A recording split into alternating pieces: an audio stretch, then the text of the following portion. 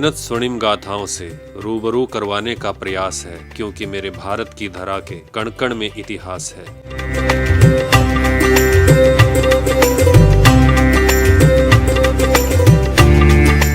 इतिहास केवल इतना नहीं है जितना हमें किताबों में पढ़ाया जाता है। इतिहास तो भारत के कण कण में बिखरा पड़ा है। इसी इतिहास के मोतियों को उठाकर एक माला में पिरोने का प्रयास हमारी टीम कर रही है। इसी क्रम में आज लोहड़ पीर मंदिर।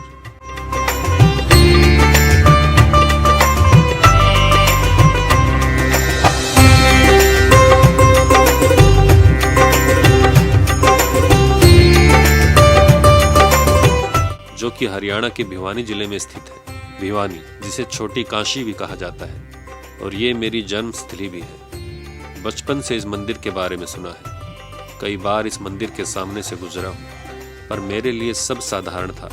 पर मेरी टीम ने जब इस पर रिसर्च की, तब पता चला कि साधारण सा दिखने वाला यह मंदिर अपने आप में एक इतिहास संजोए। तब हमने सोचा इसकी गाथा आप लोगों तक भी पहुंचाई जाए। इसी इतिहास की परतों को खोलने के लिए हम पहुंच गए हैं लोहड़ पीर मंदिर।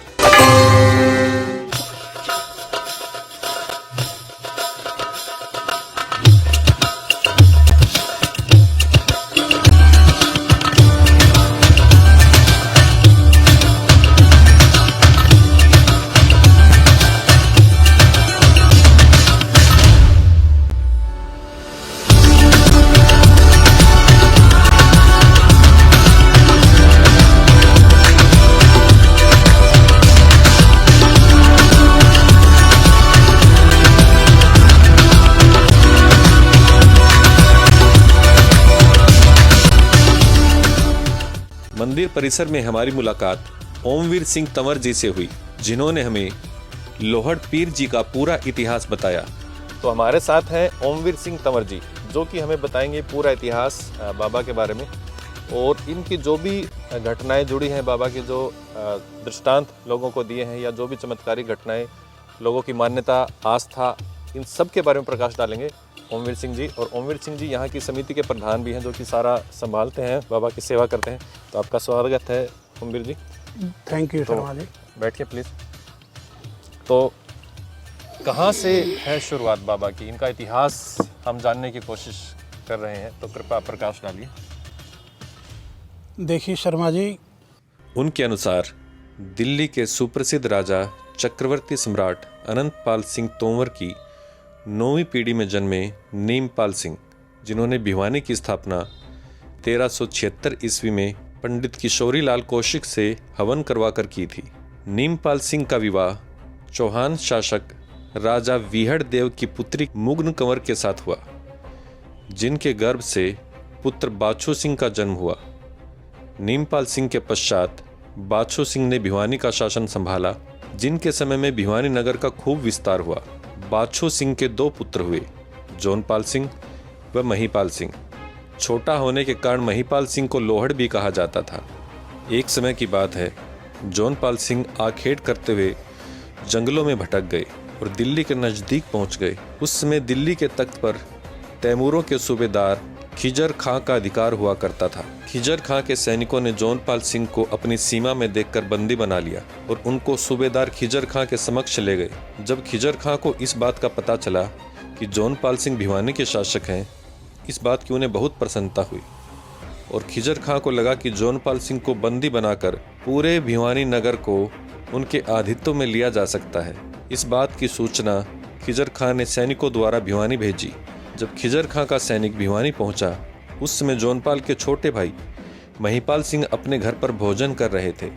सैनिक का समाचार जब महीपाल सिंह व पूरे भिवानी नगर को पता चला, तो पूरे नगर में निराशा का वातावरण फैल गया। उसी समय भिवानी नगर के सभी प्रबुद्ध लोगों ने महीपाल सिंह के साथ एक बैठक बुलाई, और बैठक में निर्णय लिया गया कि भिवानी के वीर सैनिकों की एक टुकड़ी महीपाल सिंह के नेतृत्व में दिल्ली जाएगी और जोनपाल सिंह को छुड़वा कर लाएगी।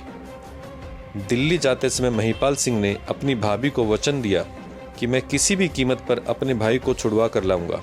बिना समय को व्यर्थ गवाए सेना की एक टुकड़ी दिल्ली के लिए रवाना हो गई। वहां पहुंचने पर महीपाल सिंह खिजर खां से मिले। खिजर खां से मुलाकात कर उनसे कहा कि हमारी तो आपस में कोई शत्रुता भी नहीं है, तब सूबेदार खिजर खां ने कहा कि तुम्हारा भाई शिकार करते हुए हमारी सीमा में घुस गया था, उसका हर्जाना तुम्हें भी देना होगा। महिपाल सिंह ने पूछा कि किस बात का हर्जाना चाहते हो तुम?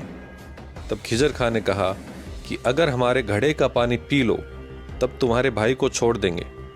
उस समय महिपाल सिंह ने अपनी भाभी को दिए हुए वचन को याद किया और सूबेदार द्वारा दिए गए जल को ग्रहण कर लिया। फिर महिपाल सिंह ने कहा कि अब तुम मेरे भाई को रिहा कर दो। तब सूबेदार ने एक दूसरी शर्त रख दी कि तुम्हारी तरह अगर पूरा भिवानी नगर भी हमारा आधिपत्य स्वीकार कर ले तो मैं तुम्हारे भाई को छोड़ दूंगा। इतना सुनते ही महिपाल सिंह ने अपने कुल देवता हर हर महादेव के जयकारे के साथ सूबेदार की सेना पर आक्रमण कर दिया। बड़ी भीषण लड़ाई के बाद किसी प्रकार से वो अपने भाई जौनपाल सिंह को छुड़वाने में सफल रहे और अपने घोड़े पर बैठकर भिवानी पहुंच गए। ये थी उनकी वीरता की कहानी। और इसके अलावा जी बाबा की एक और चमत्कारिक घटना भी मैं बताऊं आपको। मेरे परिवार में ही सगा परिवार है, मेरा भतीजा है, वो मिलिट्री में कर्नल है। लगभग उसका भी इतना समय हुआ जी, कोई 3-3.5 साल पहले की बात है ये। आसाम राइफल में उसकी ड्यूटी थी, वो कमांड कर रहा था कंपनी को, सीओ था। तो अपने वो देश की सरहद पे पेट्रोलिंग कर रहा था अपनी टीम को लेकर के। तो पहाड़ों में जब पेट्रोलिंग कर रहा था तो जी वो बर्फ़बारी, बड़ी भारी बर्फ़ पड़ी हुई थी पहाड़ों पे, और वो अपना छड़ी लेकर के देख देख के संभल के चल रहे थे। तो एक जगह ऐसी आई कि जैसे ही उन्होंने कर्नल साहब ने पाँव रखा तो पाँव अंदर धंसता चला गया, दोनों पाँव अंदर धंसते चले गए।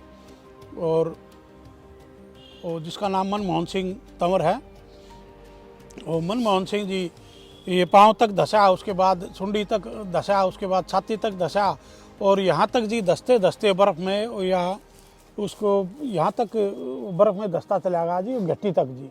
जब घट्टी उसकी बर्फ़ में धंस गई और सिर्फ मुँह बाकी रह गया तो उसने जी आवाज़ लगाई बड़े दुखी हो गए, एक बाबा लौड़वीर मुझे बचा लो, मैं गया, मैं मर रहा हूँ, मुझे बचा लो। तो उसी वक्त जी एक टहनी थी, कोई पेड़ था, उसके नज़दीक दिखाई दिया और उसने मनमोहन ने, कर्नल साहब ने उस टहनी और उस पेड़ को पकड़ लिया हाथ से, एक हाथ से पकड़ लिया जी। और उसको पकड़ने से मनमोहन सिंह की जान बच गई। वो मनमोहन सिंह वही की वही डटा रह गया, खड़ा रह गया, वो नीचे नहीं धंस पाया क्योंकि वो कोई पेड़ था, वो ठीक मजबूत जड़ होगी उसकी, तो वो पकड़े रखी, तो वही की वही डटा रहा जी वो। तो उसने, कर्नल साहब ने फिर अपने वायरलेस मैसेज से अपनी जो टीम थोड़े बहुत आगे पीछे थी उनको सूचित किया कि मेरे साथ ऐसे ऐसे घटना घट गई, मैं तो मर रहा हूँ, आप जल्दी से मुझे बचाओ। तो टीम तुरंत प्रभाव से वहाँ आई और जो एक इमरजेंसी उनका जो भी किट होती है उन्होंने रस्सा वस्सा ला करके और उनकी तरफ फेंका, उसने रस्सा पकड़ा और उन्होंने रस्से से बांध करके उसको निकाला जी। तो वहाँ उसकी पूरी टीम थी। निकालते ही कर्नल मनमोहन सिंह तंवर ने निकालते ही जब सेफ पहाड़ी पे खड़ा हो गया तो ऊपर की तरफ मुंह करके दोनों हाथ जोड़ करके आंख मीच करके ध्यान लगाया, हे बाबा लौड़वीर, मैं आपका लाख लाख शुक्रगुजार हूँ, आपने मुझे मरने है बचा लिया। तब उसकी टीम के जो साथी थे कंपनी के, वो पूछने लगे कि कर्नल साहब आप ये क्या कर रहे थे? ऊपर की तरफ ध्यान करके आंख मीच के हाथ जोड़ के आप ये क्या कर रहे थे? सर बोले भाई मेरा कुल देवता है बाबा लौड़वीर, मैंने उनको आवाज़ लगाई थी, उस वजह है मैं बचा हूँ। और मैं उनको ध्यान लगा के उनका आभार व्यक्त कर रहा था, उनका धन्यवाद व्यक्त कर रहा था कि बाबा आपका शुक्रगुजार हूँ, आपने मुझे बचा लिया जी, मरने है। बोला मैं ये कर रहा था। तो बाबा के वैसे तो अनेक चमत्कार है और बाबा बड़े ही नरम दिल के हैं, दरिया दिल है। जो बाबा के आगे 36 बिरादरी में बाबा के सामने आके कोई भी अपनी अरदास लगाता है, अपनी अर्जी लगाता है, तो बाबा उनकी अर्जी, उनकी अरदास को स्वीकार करके और उनकी मनोकामना पूरी करते हैं जी। यही बाबा की वो है। तो सर ने बहुत ही सुंदर जानकारी दी है, चाहे वो इतिहास हो चाहे वो चमत्कार हो। तो ज़रूर ही हमारा भी इससे ज्ञानवर्धन हुआ है और हमारे दर्शकों का भी होगा, क्योंकि यहाँ के सामान्य लोग भी शायद नहीं जानते बाबा का इतिहास क्या है। और सर की ये हम धन्यवादी हैं सर आपका कि आपने इतनी महत्वपूर्ण जानकारी दी। Thank you. और आप लोगों का भी शायद इससे ज़रूर ज्ञानवर्धन हुआ होगा। तो इसी क्रम में हम थोड़ा सा और अपना ज्ञानवर्धन करेंगे, यहाँ की कुछ और क्षेत्रीय लोगों से मिलने की कोशिश करेंगे ताकि वो इसके बारे में थोड़ा और प्रकाश डाल सके। सर आपका बहुत बहुत आभार, हमारे सफर को और आगे बढ़ाते हैं। Thank you. इसके पश्चात हमारी मुलाकात निखिल परमार जी से हुई, जिन्होंने हमें लोहड़ वीर व लोहड़ पीर के बारीक भेद को बताया। तो हमारे साथ हैं निखिल परमार जी। निखिल जी आपका बहुत बहुत स्वागत हमारे चैनल पर। तो हम जानने की कोशिश करेंगे निखिल जी कि एक क्वेश्चन था मेरे अंदर कि लोहड़ पीर जी को लोहड़ वीर जी भी कह देते हैं और पीर जी भी कह देते हैं, तो इसके विषय में क्या सूक्ष्म अंतर है, कृपया आप वो बताइए। जी जी, इस बारे में मैं आपका बहुत बहुत धन्यवाद करता हूँ। आपने ये लोगों में भ्रांतियाँ जो फैली हुई उसका हल ढूंढने के लिए आपने अच्छा प्रश्न पूछा। जितनी मैंने जानकारी है और जितना मैंने पढ़ा है या सुना है, मैं उसके बारे में आपको बताता हूँ। उनके अनुसार जब महिपाल सिंह अपने छोटे भाई जौनपाल सिंह के साथ भिवानी नगर पहुंचे, तब नगर वालों को पता चला कि महिपाल सिंह ने सूबेदार खिजर खां के घर का पानी पिया है। तब नगर के लोगों ने तरह तरह की बातें बनानी शुरू कर दी। उस समय धर्म की रूढ़िवादिताएं चरम सीमा पर थी, उनको तोड़ पाना मुमकिन नहीं था और महिपाल सिंह इन रूढ़िवादिताओं पर विश्वास नहीं करते थे। इस प्रकार नगर में तरह तरह की बातें सुनकर महिपाल सिंह ने घर त्याग करने का निर्णय लिया और वे भिवानी नगर के डोभी तालाब के पास प्राचीन इमली के पेड़ के नीचे रहने लगे। इस घटना ने उनके जीवन पर ऐसा असर डाला कि उन्होंने अपना संपूर्ण जीवन आध्यात्मिकता की तरफ लगा दिया। कुछ समय बाद घर के लोगों को ये रूढ़िवादी चीज़ें समझ में आने लगी, तो उनके भाई जौनपाल सिंह व परिवार के सदस्य उन्हें घर लाने का प्रयास करने लगे। लेकिन महिपाल सिंह अध्यात्म में इतने लीन हो चुके थे तो उन्होंने घर जाने से स्पष्ट मना कर दिया।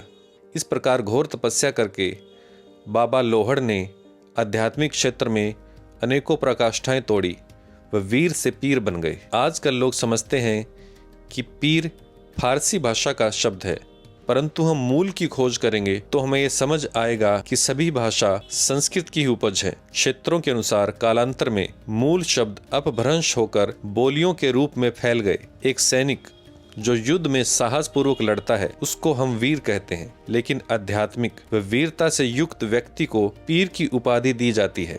इसके स्पष्ट उदाहरण हमारे सामने पंच पीर हैं, जिनकी समाधि पर करोड़ों लोग नतमस्तक होते हैं, जिनके लिए एक दोहा भी प्रसिद्ध है, हड़बू पाबू रामदे गोगाजी जेहा पांचों पीर पधार जो मांगलियो मेहा। दूसरा उदाहरण है प्राचीन संन्यास परंपरा के अनुसार नाथों के कई धूणों के महंत आज तक पीर नाम से संबोधित किए जाते हैं। उदाहरण स्वरूप नारायणपुर अलवर के प्रसिद्ध नाथों के महंत पीर जी कहकर संबोधित किए जाते हैं और 10 नाम सन्यासी उज्जैन के दत्त अखाड़ा पंच जुणा के महंत भी पीर जी कहकर संबोधित किए जाते हैं। अच्छा, एक और निखिल जी, ये मैंने सुना था कहीं पे, मैं इसकी सत्यता को प्रमाणित करना चाहूँगा, आपसे कुछ कंफर्म करना चाहूँगा कि पहले शायद कोई पूर्व मुख्यमंत्री थे और यहाँ से कोई रास्ता निकाल रहे थे, तो इस इमली के पेड़ से जुड़ी कोई बातें हैं? जी जी बिल्कुल, ये एक सच्ची घटना है। एक पूर्व मुख्यमंत्री हुए काफ़ी सालों पहले, वो अपने महम रोड और घोसियान चौक इन दोनों के बीच में इन दोनों को जोड़ने के लिए एक रास्ता निकाल रहे थे, सड़क, चौड़ी सड़क। तो उसके बीच के अंदर अपना इमली का पेड़, बाबा का मंदिर का ये परिसर और अपना डोभी तालाब, ये बीच में आ रहे थे। तो उसने क्या किया, ये डोभी तालाब को खाली करने के लिए बड़ी बड़ी मोटरें लगवा दी।